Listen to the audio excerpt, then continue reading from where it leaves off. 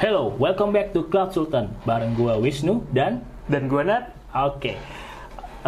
Di episode sebelumnya kita sudah bahas mengenai Google Cloud Platform, tapi memang masih di area kulit-kulitnya nih, gitu. Nah, di episode kali ini kita bakal bahas tentang migrasinya. Jadi, gimana sih caranya kita dari migrasi, lalu nanti kita juga ngobrolin masalah tentang SLA. Nah, kita coba kumpas di sini mengenai migrasi dari on-premise dan lain fitur-fitur lainnya juga ke infrastruktur cloud. Nah, mungkin pertanyaan pertama ya Nat ya, apa sih alasannya orang itu pindah ke cloud?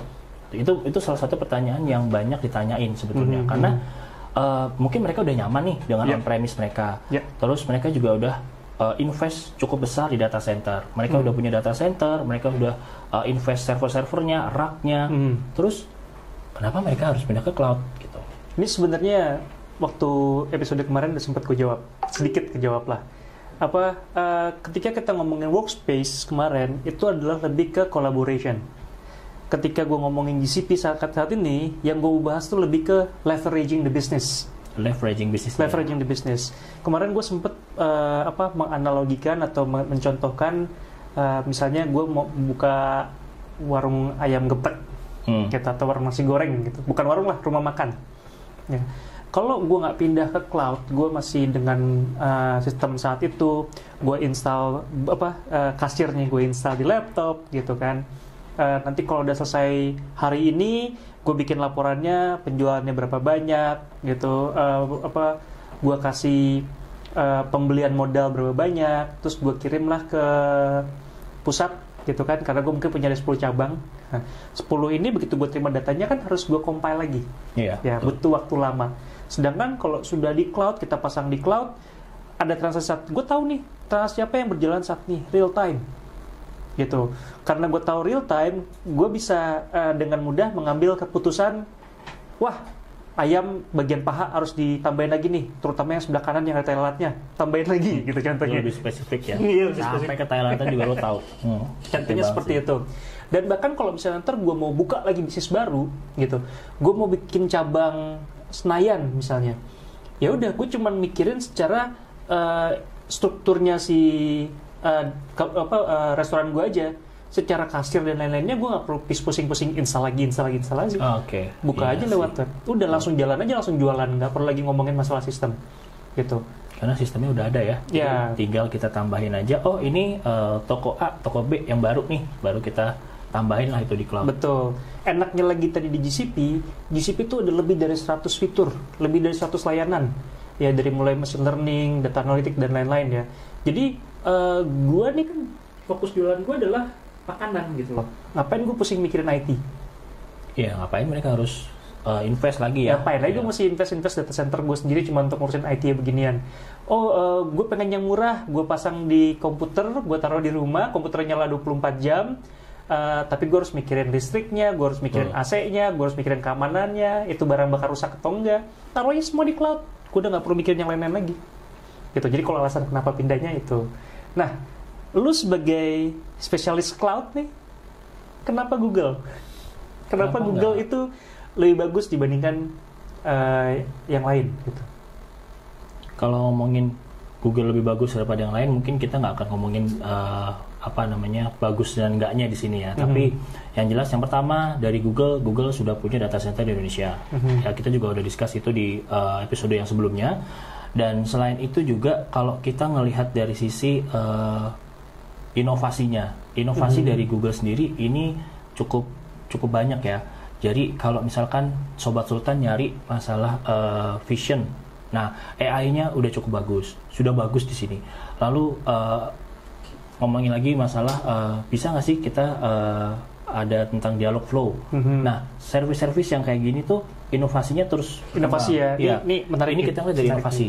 Lalu selain itu juga dari sisi UI-nya juga ini juga cukup mudah ya untuk digunakan. Gampang dipakai. Dari Sobat Sultan, kalau misalkan akses ini pasti otomatis remote karena ini cloud ya, jadi kita bisa akses dimanapun. Nah, salah satunya itu. Nah, selain itu juga dari sisi kalau kita kemarin ngomongin masalah region dan lain-lainnya, security-nya juga udah terjamin. Nah, hal-hal yang kayak gitu yang menurut aku sih jadi pilihan ya, kenapa Google? Kenapa Google ya? Kenapa Google ya? Nah, sesuai tema hari ini, gimana cara migrasinya? Gue misalnya tadi gue punya ayam geprek gitu kan. Sebelum gue ngerti cloud, pasti gue lakukan semua lebih ke sistemnya manual. Gue install di lokal. Di on-premise lah ya. Di lokalnya ya. Jadi kenapa gue pakai analogi ayam geprek tadi ini kan yang sederhana nih. Ntar kita bisa masuk yang sederhana aja bisa solve, apalagi yang kompleks kan gitu kan. Iya. Pertama kita coba lihat dulu nih dari source-nya. Source-nya itu dari mana? Apakah ini dari on-premise? Lalu ini apakah juga dari cloud yang lain? Serta mungkin apakah ini VM juga ya, virtual machine juga yang lain. Nah, ini kita mesti lihat dulu source-nya. Kalau misalkan source-nya dari on-premise, nah kita bisa pindahkan itu ke cloud. Data-datanya bisa kita pindahkan dengan menggunakan Cloud VPN, atau mungkin kita juga bisa menggunakan dedicated connectivity langsung ke Google. Nah, ini yang data-datanya setelah kita pindahkan datanya ke Google, baru kita bisa pindahkan server-servernya. Nah, untuk yang AWS, lalu sebelumnya ada Azure juga, ini ada tools yang bisa kita pakai. Ya, salah satunya ada Wave Migration. Ini kita bisa menggunakan tools ini. Jadi kalau Sobat Sultan sudah punya sebelumnya di AWS atau mungkin di Azure, kita tinggal melihat kira-kira di scaling ya di AWS dan di Azure ini jumlah instance-nya berapa, nanti Wave Migration akan melakukan proses migrasinya. Gitu. Dan itu background ya proses migrasinya, jadi nggak akan mengganggu yang production gitu. Yang bikin sulit ketika migrasi apa sih? Yang bikin sulit mungkin dari sisi skalanya ya. Kalau misalkan skalanya cukup besar, itu pasti butuh waktu yang lebih lama. Terus yang kedua, kalau dilihat dari sisi aplikasi yang digunakannya sudah banyak cabang-cabangnya gitu. Jadi misalkan kalau kita ngomongin ERP, nah ini pasti akan lebih makan waktu yang lebih lama. So, kalau sulit ya mungkin itu balik lagi ya ke sisi pengerja yang ngerjainnya ya gitu ya. Kalau dilihat sih, kalau misalkan ERP mereka sistemnya udah bagus nih, maksudnya nggak berantakan gitu ya, ya mungkin perpindahannya akan lebih cepat. Gitu. Mungkin sedikit tips and trick nih buat teman-teman buat para sobat sultan ini. Paling gampang memigrasi ke cloud itu adalah taruhin di VM, taruh di cloud. Itu paling gampang. Tapi kalau buat gue sendiri nih, saran gue adalah mendingan ditweak ulang atau dibuat ulang. Kenapa? Apalagi kalau misalnya aplikasi yang kita udah punya ini itu sebelumnya bukan di cloud tapi di on-premise. Karena kita ngebuat aplikasinya tersebut sesuai dengan karakteristik di on-premise. Ya, itu benar banget Nat. Jadi kalau misalkan kita biasa kalau kita buat on-premise pasti kan mikirnya, oh ini untuk 5 tahun ke depan kita harus sediain RAM-nya gitu. Ini kayaknya untuk 5 tahun ke depan harus 18 RAM nih gitu, 18 GB RAM atau mungkin lebih dari itu, serta space-nya juga mesti kita sediain yang cukup besar. Nah, ini mungkin kalau di cloud kan nggak kayak gitu ya. Betul. Jadi kalau di cloud kita ngelihatnya dari sisi utilitasnya, apakah server ini sudah kalau kita ngeliat dari sisi utilitas sudah menyentuh nih angka di 80%, kita bisa tingkatin performance-nya.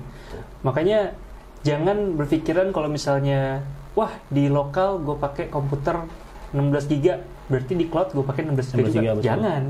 Ya, bisa kurang bisa lebih. Bisa kurang bisa lebih. Kenapa? Karena ketika kita di on-premise pakai 16 GB itu pasti biasanya udah mikir, oh ini untuk 5 tahun ke depan nih, gue bikin 16 GB, padahal penggunaan sekarang mungkin baru 8 GB.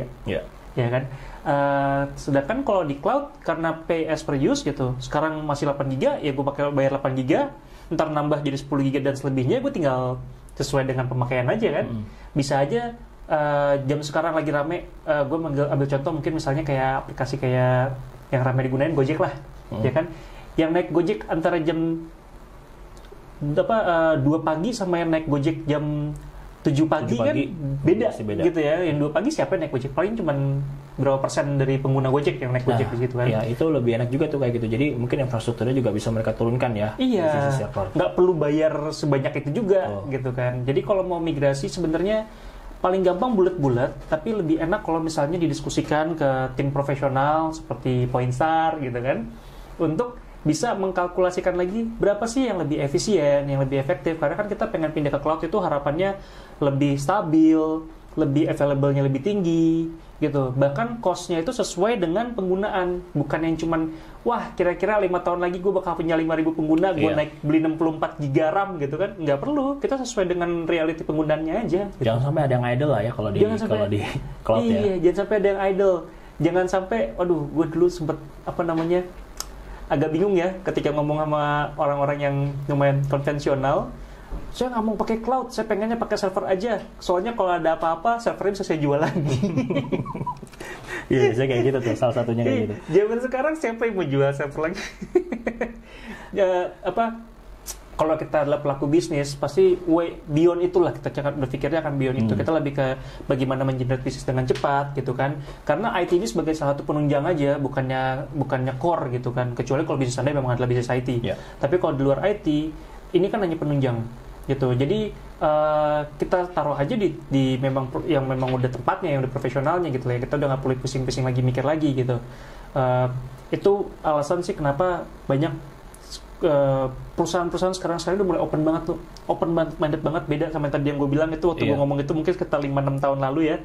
Tapi sekarang tuh mereka udah sangat eager gitu loh, berpindah ke cloud. Mungkin juga salah satunya adalah karena alasan pandemi juga gitu kan. Orang udah mulai susah datang ke kantor gitu. Siapa yang mau jagain server kalau nggak ada yang kantor gitu kan? Iya kan?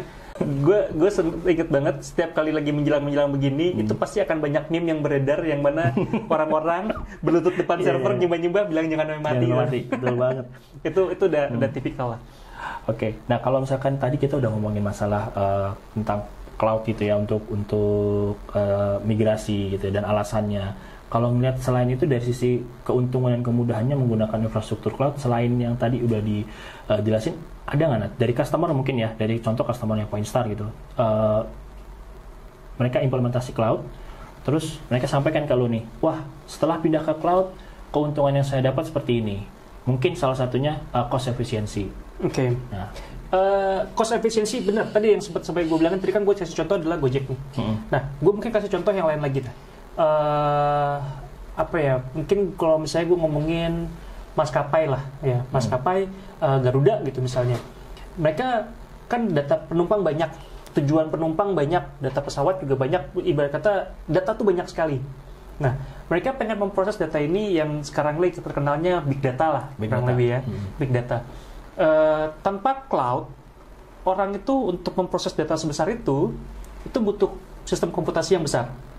Mereka harus investasi di server gede-gedean. Betul banget. Jadi mereka nyediain server yang besar di awal ya. Iya, di awal.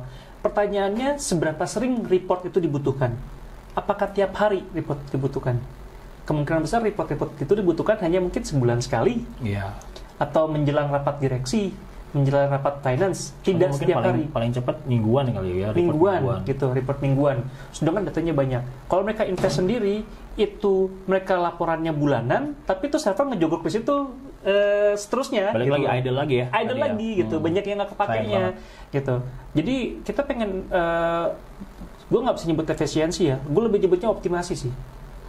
Gitu, optimasi. Kalau dibilang efisien, ya tergantung kita. Terkadang kita punya suatu hal yang lebih, ya kita taruh yang lebih juga. Betul banget itu. Jadi mungkin kayak penggunaan AI ya. AI. Mungkin, makin naik penggunaannya, kayaknya kita tambah lagi nih pakai AI nih kita. Terus tambah lagi, data analitik masuk juga nih. Iya. Makin lama mungkin akan nambah. Tapi itu pun juga mengikuti dari ini ya, perusahaan itu ya, perkembangan perusahaan itu. Kalau misalkan tadi ayam gepreknya masih di level yang di bawah gitu ya, low ya, nggak usah perlu yang AI yang canggih banget gitu kan. Atau dari sini gue dari punya 10 cabang dengan mudah gue bisa leverage langsung punya 20 cabang karena gue menganalisa datanya lebih cepat. Betul gitu. Tadinya gue cuma bisa jualan 100 porsi dalam sehari, gue bisa jual 500 porsi sehari karena data yang gue olah saya cepat. Gitu kan. Jadi bukan efisien tapi optimal gitu kan.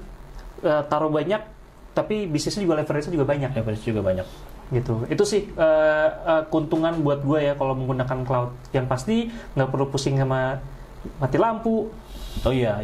Jelas itu kalau misalkan dari sisi kelistrikan juga udah di-ignore lah ya, kita pasti akan percaya sama Google lah. Nggak perlu mungkin wah AC-nya rusak jadi mesinnya jebol. Gue dulu pernah ada kasus begitu tuh. Servernya down, kenapa? Listriknya baik-baik aja, AC-nya rusak. AC-nya rusak ya. Itu server kepanasan, akhirnya mati lemot dulu terus mati. Ya kayak gitu-gitu kita hindari lah. Gitu. Dan juga gue nggak perlu bayar sapam kan. Iya. Untuk jagain. Betul banget tuh. Kita ngomongin SLA. Gitu. SLA-nya Google berapa persen? Kalau kita ngomongin masalah SLA ya, ini setiap servisnya Google itu ada SLA-nya. Jadi misalkan aku ambil contoh yang Compute Engine ya, Compute Engine service ya, dan load balancing-nya ya. Kalau misalkan Sobat Sultan install instance-nya itu di multiple zones, dapat SLA-nya 99,99%. Nah, kalau misalkan single instance di satu zone ya, berarti itu di 99,5%. Oke. Nah, kalau untuk load balancing-nya, untuk server load balancing, ini Google menjamin 99,99%. Jadi SLA itu bergantung terhadap zone, terhadap produk, gitu Jadi memang di angka 99, tapi kita mesti lihat dulu nih servisnya servis apa.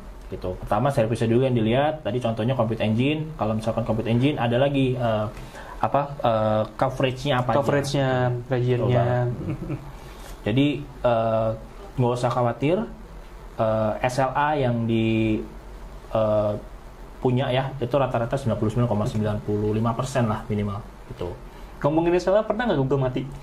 Kalau di GCP belum pernah dapat info. Gue belum pernah dapat info kalau GCP. Tapi kalau GWS sebelumnya memang pernah mati, tapi itu pun juga nggak rentang waktunya nggak cukup lama sih. Tuh. Di Google itu buat Sobat Sultan itu ada panel dashboardnya lah gitu, dibuka untuk publik. Jadi kalau misalnya Google mati, kalian bisa buka halaman tersebut. Mungkin kita taruh di description aja kali ya. Itu nanti ada servis-servisnya yang mana yang down servisnya. Mana yang downnya pun juga di daerah mana. Itu informasi-informasi itu ada. Jadi kalau misalnya, dan sepengetahuan gue, Google kayaknya selama data center Indonesia belum pernah mati deh. Waktu itu pernah putus, tapi bukan data centernya down.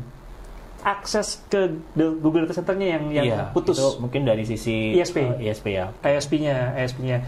Cuman karena ini pengaruhnya ke Google, jadi di media cukup Google down. Padahal Google-nya nggak down.